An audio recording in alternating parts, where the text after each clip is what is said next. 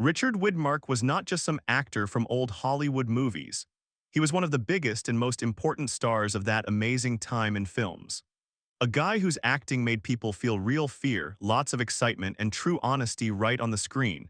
But behind his strong and tough image, he had some deep private anger that he kept hidden.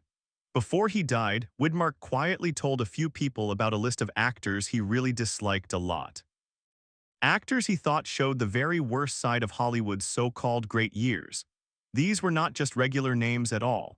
They were huge power players, people nobody dared to challenge, stars that the whole world loved and looked up to for many years.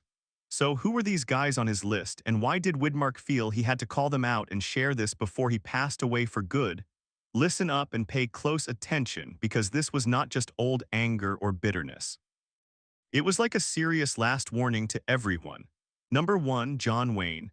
The big insult that Widmark never forgot or let go. If there was one guy whose name or face could make Richard Widmark freeze up and feel tense right away, it was John Wayne. Not because Wayne had no talent at all, but because he had the kind of strong, unchecked control and power that Widmark hated more than anything else in Hollywood. The big trouble started during the planning and making of the movie The Alamo back in 1960. A film that John Wayne did not just act in as a star, he ran and controlled the whole thing from top to bottom. Wayne was the producer and the director, the big boss that nobody ever questioned or went against. And when Widmark's name came up as a possible choice for the important role of Jim Bowie, Wayne said no and shut it down right in front of everyone. Right there with the whole crew watching and listening, without holding back at all, he told Widmark something mean that hurt deep and stayed with him. You're not big enough to play Jim Bowie. For Widmark, it felt like a huge slap and a clear warning. That one moment showed everything he disliked so much about the old Hollywood rules and hierarchy. Wayne was not really talking about acting skills or talent. He was showing off and asserting who was in charge. The Alamo was totally Wayne's world and kingdom, and Widmark was being told on purpose exactly where his place was in it, lower down. Widmark did not yell or fight back loudly. He just answered with two calm words, "I will be."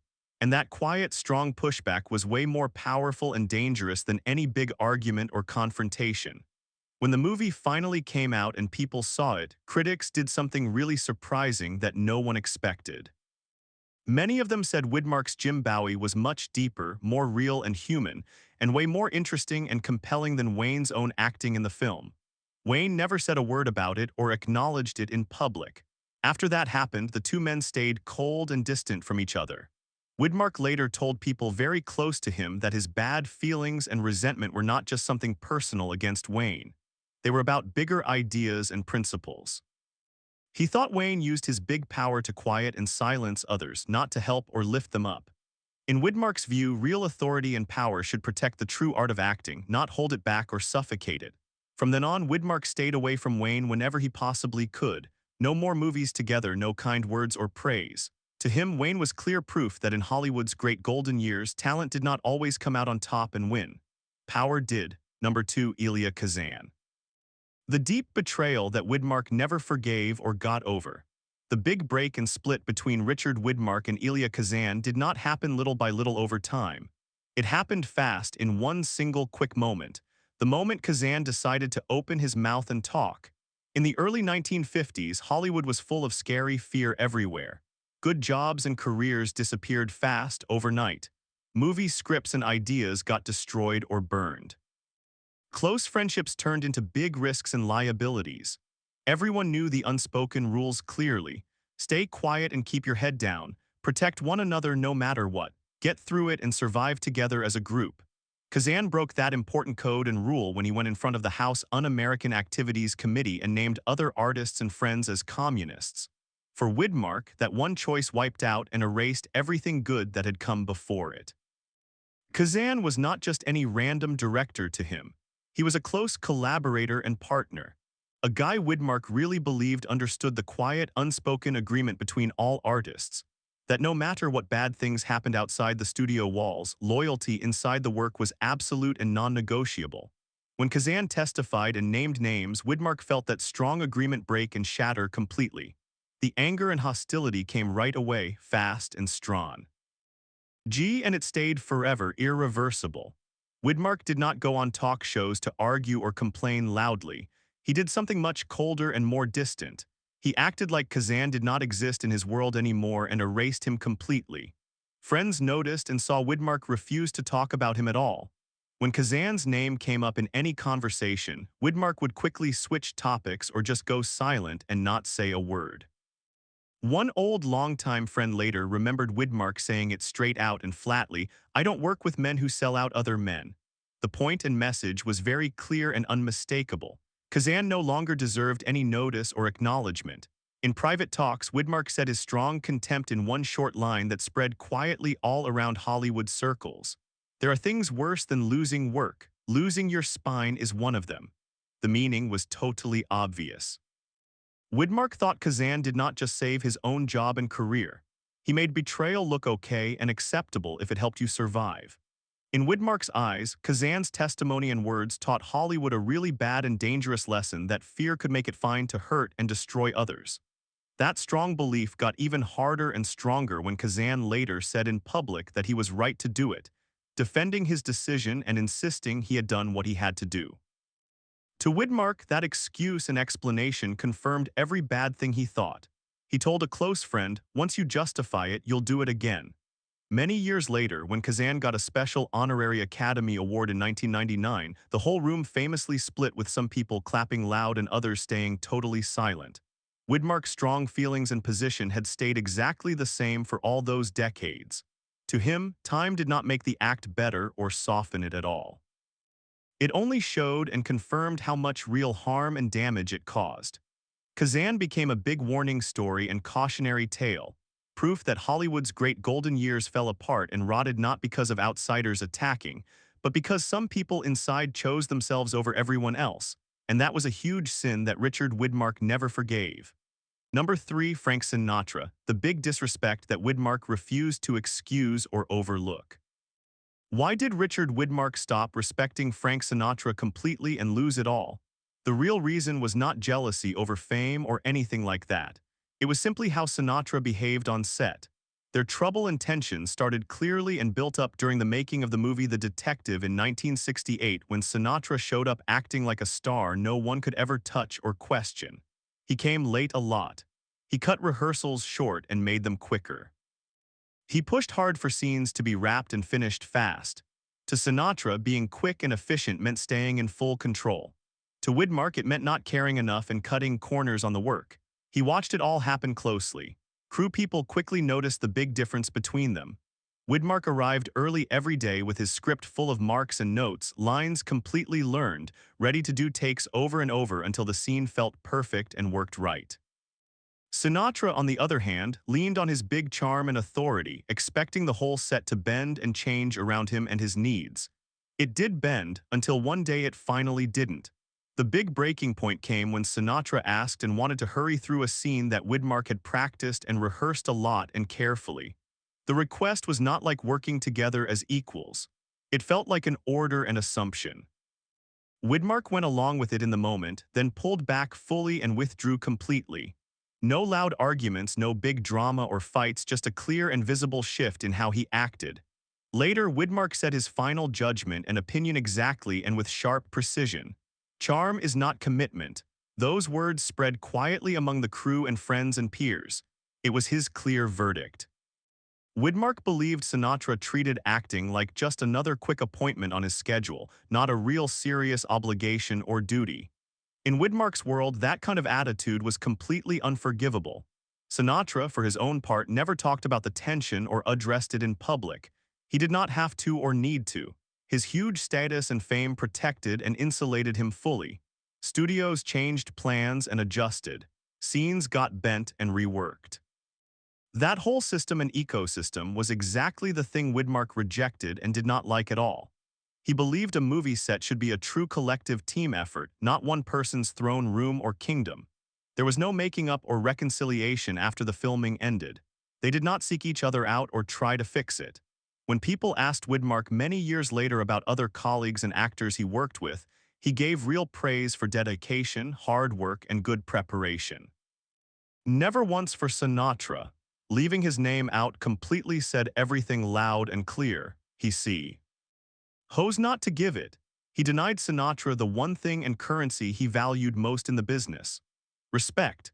Number 4, Marlon Brando. The big chaos and mess that Widmark called fake and a lie. At first look on paper, Richard Widmark and Marlon Brando should have been on the exact same side of Hollywood history and gotten along well. Both were known and hailed as very serious and intense actors. Both had strong reputations for intensity that sometimes intimidated and scared co-stars. To people on the outside looking in, they seemed like kindred spirits and good matches. But that nice assumption fell apart and collapsed completely the moment Widmark watched and saw how Brando actually worked on set. By the peak and height of Brando's huge fame, his acting methods were already legendary and famous. He refused to memorize his lines properly, relying instead on cue cards hidden all across the sets, on lamps, on furniture, even taped right to other actors' clothes. He improvised and changed things without any warning, reshaped whole scenes in the middle of a take, and forced everyone around him to chase and follow his own rhythm and pace. Hollywood called it pure genius and brilliant, but Widmark did not see it that way at all. Widmark listened to colleagues and friends who came off Brando-led productions feeling totally drained, tired, and disoriented. He heard directors quietly admit and complain that they spent more time managing and dealing with Brando than actually directing the whole film. What other people praised as daring and bold, Widmark saw as selfish disruption pretending and masquerading as real depth. At a private industry gathering and event, Brando's name came up along with lots of glowing praise from everyone. Widmark let it all pass without saying much at first. Then he drew a clear line and said the difference with one calm sentence that sounded simple but cut sharp like a blade.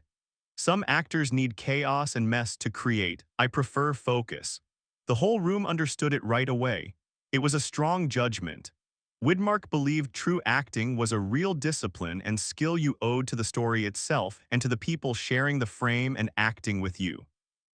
Brando's approach, in his view, unfairly shifted the hard burden onto everyone else, forcing co-stars and crew to absorb all the uncertainty and surprises so one single man could shine brighter. Hollywood rewarded it big time, which only made Widmark's contempt even harder and stronger. There was no loud public feud or fight. Widmark's rejection took a much quieter form: simple refusal. He wouldn't join in and praise him in rooms where others gushed and raved.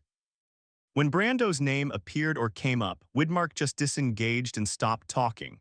As Brando's career later buckled and suffered under too much excess and unpredictability, Widmark felt a sense of triumph and victory. That was his full confirmation that he had been right all along. Number 5, Kirk Douglas. The huge ego that Widmark wouldn't share the frame or screen with. Richard Widmark never raised his voice or got loud when Kirk Douglas walked into a room. On the surface and outside, Kirk Douglas and Widmark looked and seemed like the exact same breed and type of Hollywood animal and star. Both driven hard, intense, and combustible with energy. Studios assumed and thought pairing them together would create real electricity and sparks. What they didn't anticipate or expect was that kind of electricity can also burn everything around it and cause damage.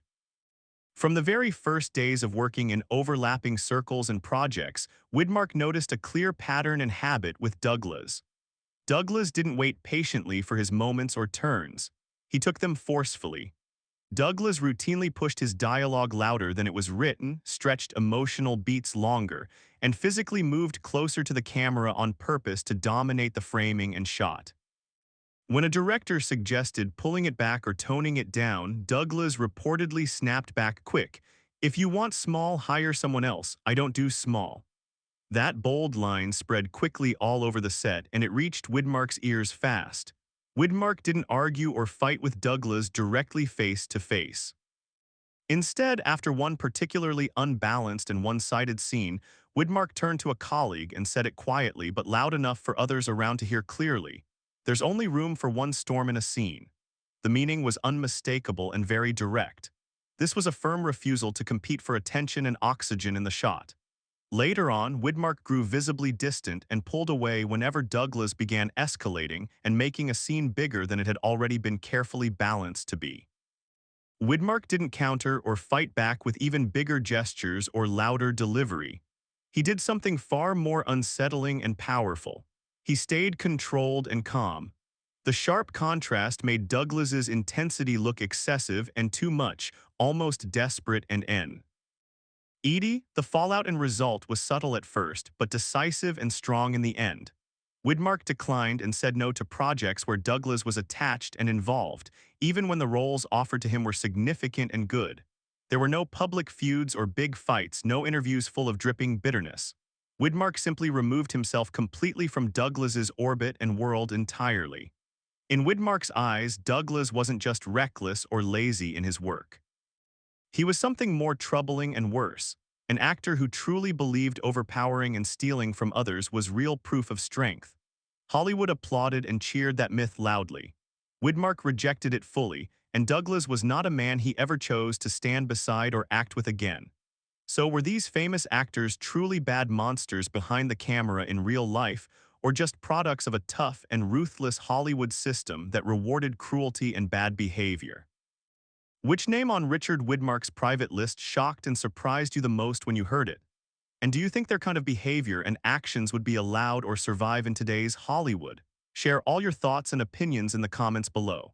And if you want even more untold and hidden stories from Hollywood's darkest corners and secrets, like the video, subscribe to the channel, and turn on notifications right now because there are plenty more big secrets waiting and ready to be exposed. Closed.